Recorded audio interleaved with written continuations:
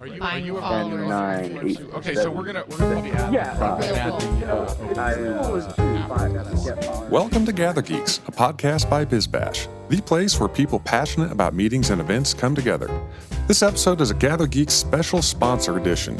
Here's your host, BizBash CEO David Adler. So we've been working with a company called zkipster, and one of their co-founders, the CEO, is here with me today, co-hosting this episode. David Becker, welcome to Gather Geeks. Thank you, David.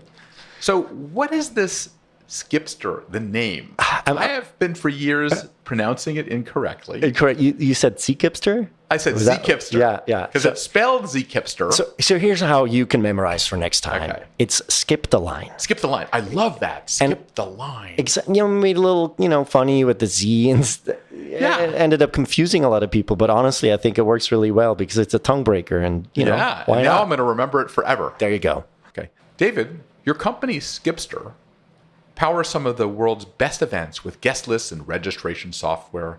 Events like Netflix premieres, Nobel Prize celebrations, hospitality events at the World Cup are on your software as a service platform.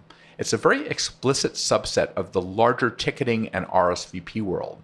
Guests cannot buy tickets in this world, David. Yeah, that's correct. In most cases, they cannot. We mainly operate with invite-only or special events. This world has always existed, but it used to be 100% on pen and paper. Very manual, very inefficient. I remember those days. So, for example, you remember invitations for like a fashion week party were sent out via snail mail or mail merge. Then guests would then somehow RSVP, maybe by postcard or phone.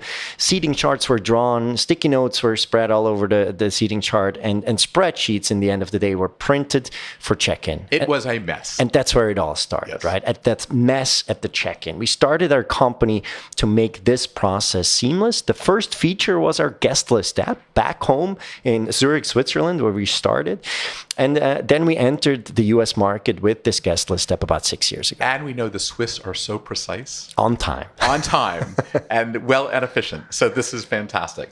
So since then, you expanded from check-in to email registration, integrated seating charts, name badge printing. Yet this is still a niche world. Yeah, we found out that this explicit subset, like you just said, of this larger ticketing and events RSVP world has very specific needs. And so we decided to focus on that. Over the time, our platform evolved into an event management software for special events. That is a niche compared to ticketing, I agree. But in my opinion, it is also the future of events. And it's also the personalization of what's going on. Absolutely. If you want to engage and retain your best customers, your top guests, a personalized experience is expected, especially in nowadays worlds from influencers, donors, top consumers, and other VIPs that bring a lot of social capital to the table. And this is the way people create relationships. What better way than to actually know exactly who you're with? And we're building basically the software to power that in the context of the event. So we got together probably over a big cocktail somewhere, I can't remember it so long ago, that we wanted to explore the notion a bit further. So we've been doing this special art project, which we call First Impressions. Mm-hmm. So we said, why don't we take pictures of America's best event planners and what they look like when they're seeing something for the first time? So we got together some of the biggest names in our business. We started at the top. We asked Colin Cowie to join us, the superstar of party planning. And we asked Brian Raffinelli, the design and strategist event genius, in my opinion. JB Miller has been featured, the Uber producer. And Rachel Gross, our corporate voice representing some of the best iconic brands in the world. Mindy Weiss, the world's famous wedding planners to the stars. And Larry Abel of Abel McAllister and Abel, the brand marketing pioneer. Rebecca Grinnells and Catherine Ake, the luxury wedding conference gurus. And who would not forget Todd Fiskus, the global event stylemeister. Debbie Geller, Los Angeles high-end wedding producer. And Jess Gordon, the outspoken, very outspoken event designer and producer who pushes the envelope with every event. I'm pretty proud of that list. It's an amazing list of people, and the people have been so wonderful to work with. It's been fantastic. First, we are going to hear what they say about First Impressions. Then we're going to discuss it and have something that you can think about in your own events. Then we're going to really wrap it up and talk about the science behind our natural instincts of first impressions. Let's dive right in. This is how it happened. We worked with this very talented young photographer here in New York City, Philip Van Nostrand. Philip has an incredible eye for capturing people's inner emotion on the outside.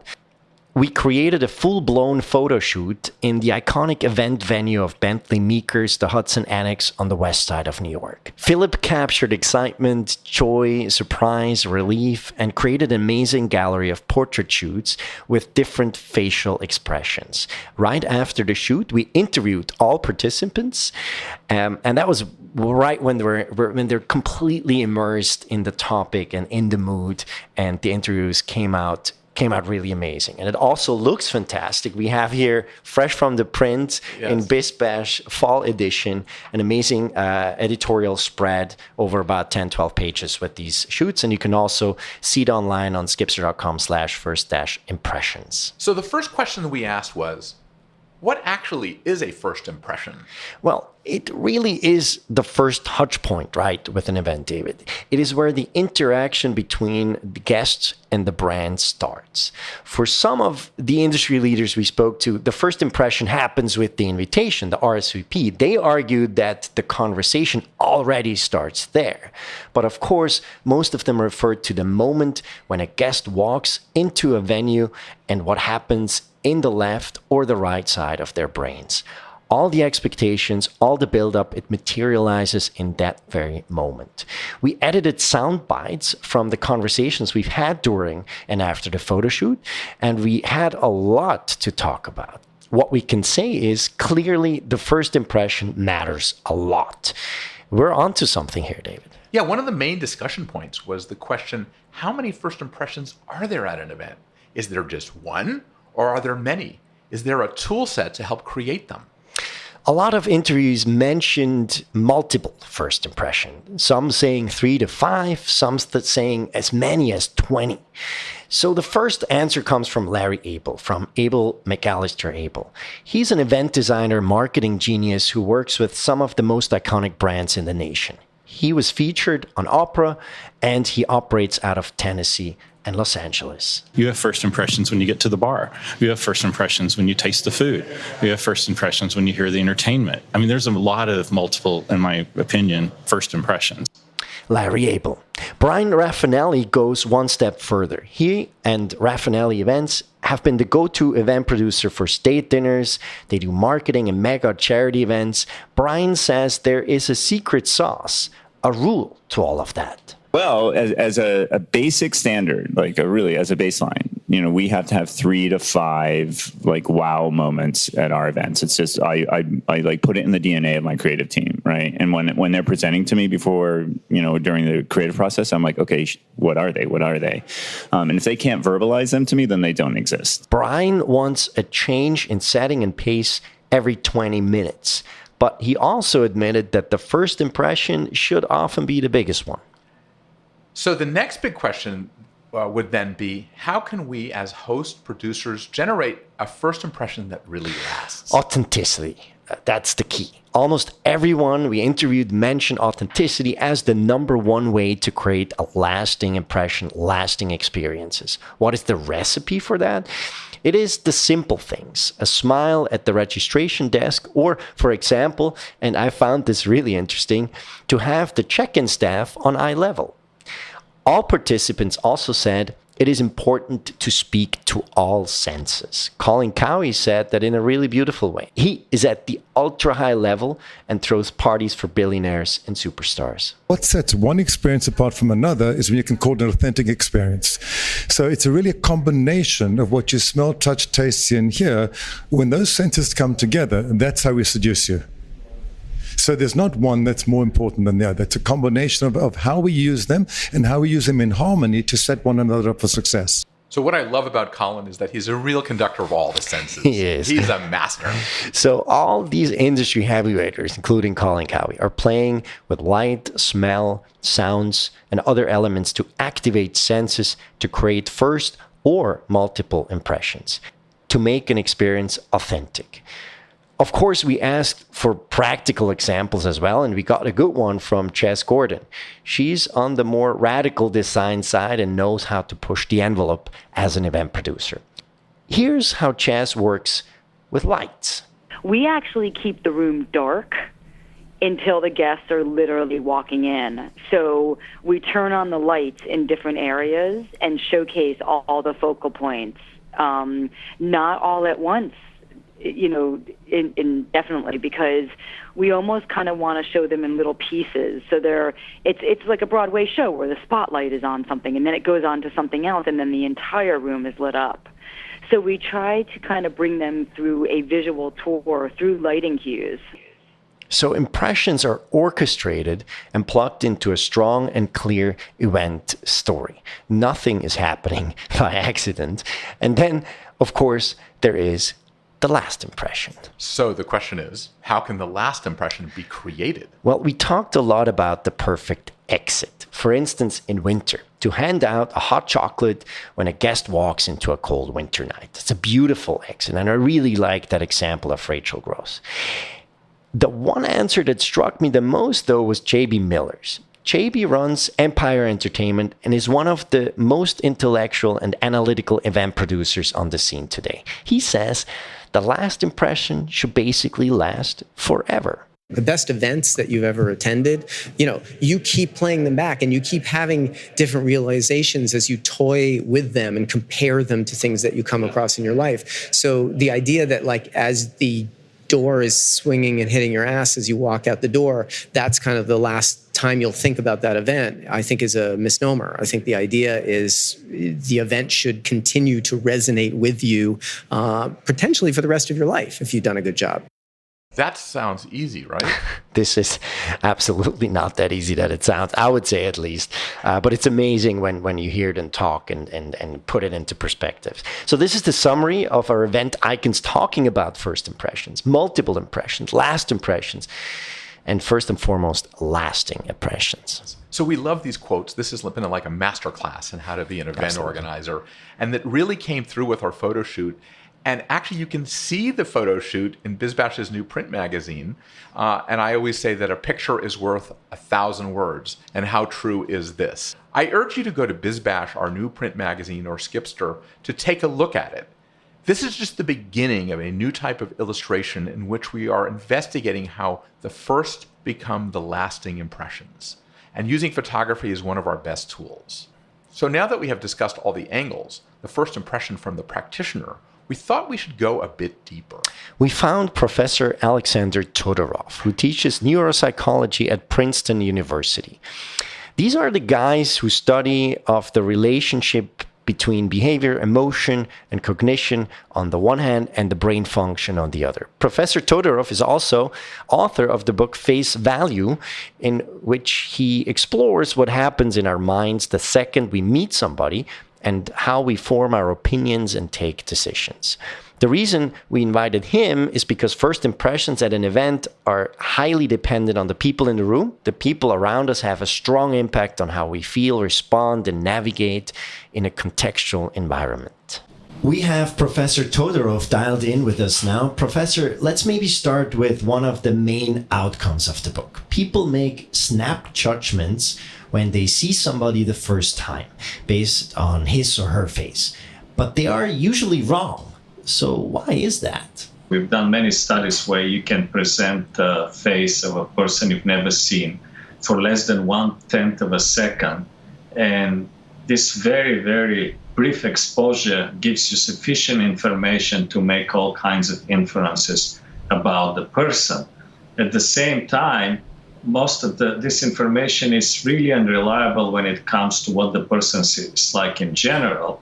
It might be reliable in the immediate situation here and now, but not in what the person is like across time and situations. It's one of the central problems of social life, and it becomes a particularly difficult problem with the emergence of modern states a few thousand years ago, because you have to cohabitate with strangers, as opposed to the most of the evolutionary history where we essentially lived in extended families. And you have to rely on snapshot judgments, because there's no way, it's impossible to know all of these people. What about first impressions of an event? That's right. Is that wrong? Is the first impression wrong usually? Well, I think that first impressions operate in all kinds of levels. It's not just about individual people. It's about settings. It's about group of people. It's about anything. Walk into an event, you will make all kinds of inferences. For example, how the people are dressed. When they're formally dressed, they will come up with one set of expectations. When they're informally dressed, what is the setting? Is it glamorous? Is it more modernistic? It's just that we always draw on whatever information is available in the environment to figure out what the situation is about. So when they walk into an event, it must be highly stimulating. I mean, it is produced to generate an impression. So what happens in their brains, in their minds? They must be overstimulated almost.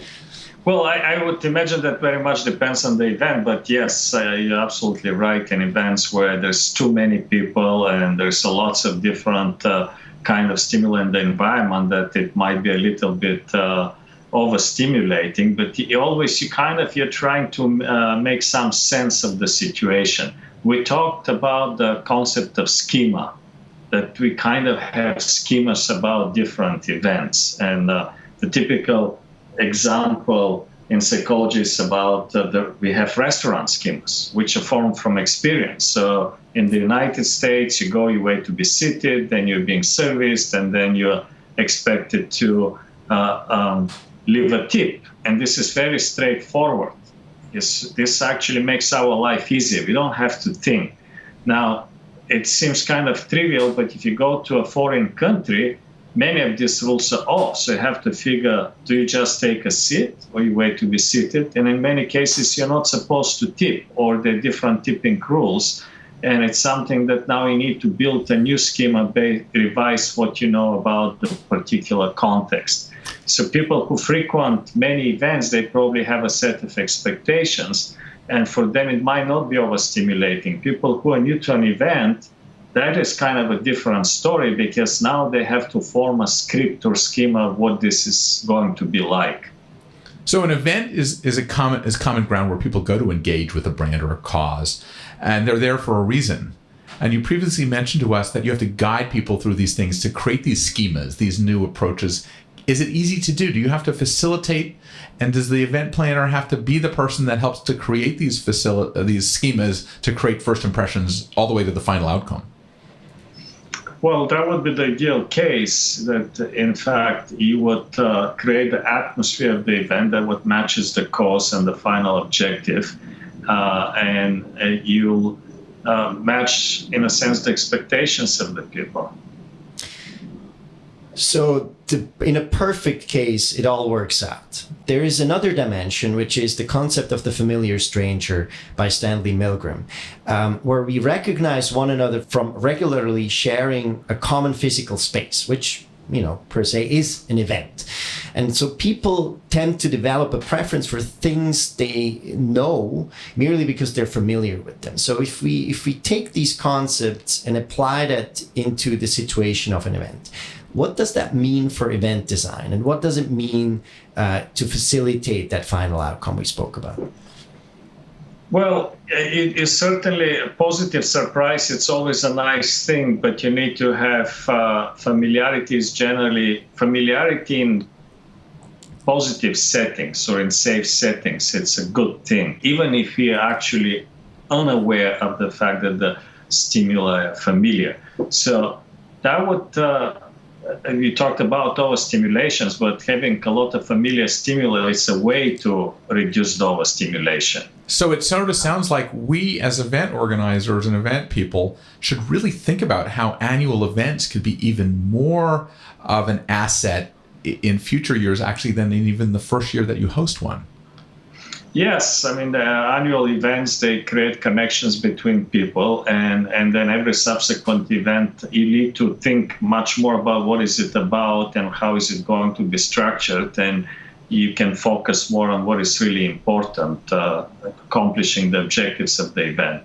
So can we say that the more familiar the faces we see, the more positive our impressions maybe are?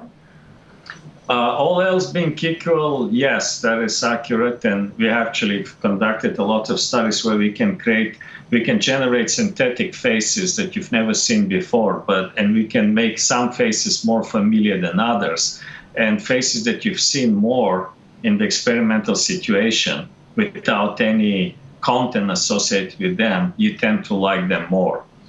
So this is a pretty reliable finding. Now, if it's a familiar face or face that resembles somebody that you have negative associations, you would tend to dislike them. That's another mechanism where we generalize from similarity to familiar others. But not having any specific information, just being more familiar, generally generates this positive feeling.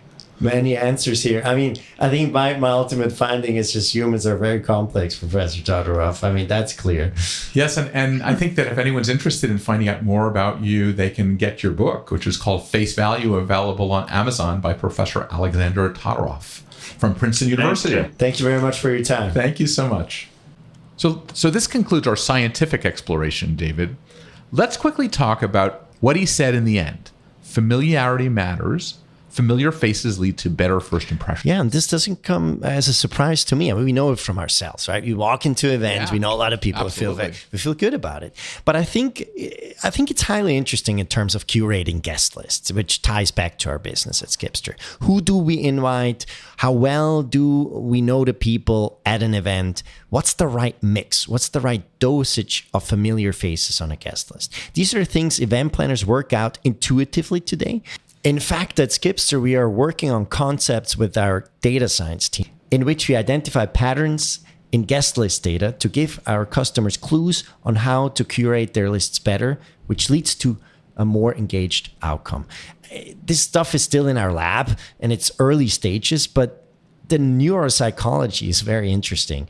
And when speaking of AI, artificial intelligence, and what's possible in the future, I mean, for me, I don't know about you, David, it's scary, but it's also very exciting. Oh, it's incredibly exciting. And I think that the professor really sort of made the case for really spending time on this product and these kinds of products. So we covered the aspects of the art of the first impression, and we covered the science with Professor Todorov. So in sum, there are quite a few takeaways. David, what are yours? Well, there's not just one first impression. There's always multiple. I think that's clear. That came out clearly out of the multiple interviews with it. The best in our business anticipate these impressions. They engineer them into the event narrative as they guide guests along their journey. Authenticity is key when creating them. That happens over stimulation of the senses. And the last takeaway, just don't underestimate the psychology of what happens in our brains when we walk into a room. A stimulated environment, which an event is, when we see other people, that always impacts our impression of an event and our first impressions as well.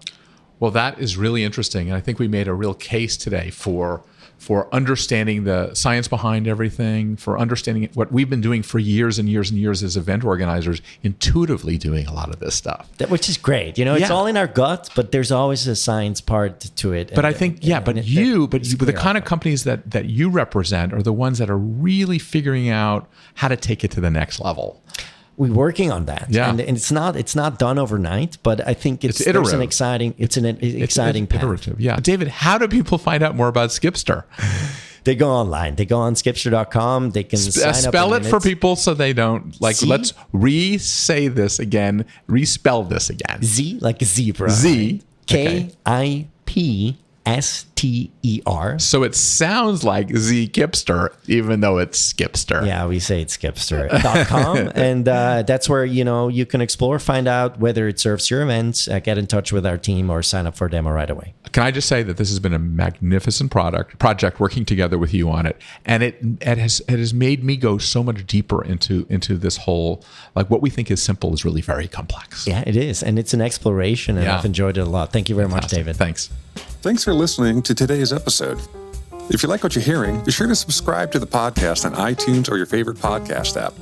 We can be found on iTunes, Stitcher, SoundCloud, Player FM, Google Play, and Pocket Cast. Be sure to leave us a rating and review. It helps others discover the Gather Geeks podcast.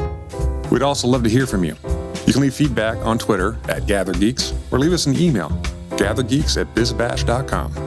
We hope you join us again for the next episode of Gather Geeks. Until then, gather on.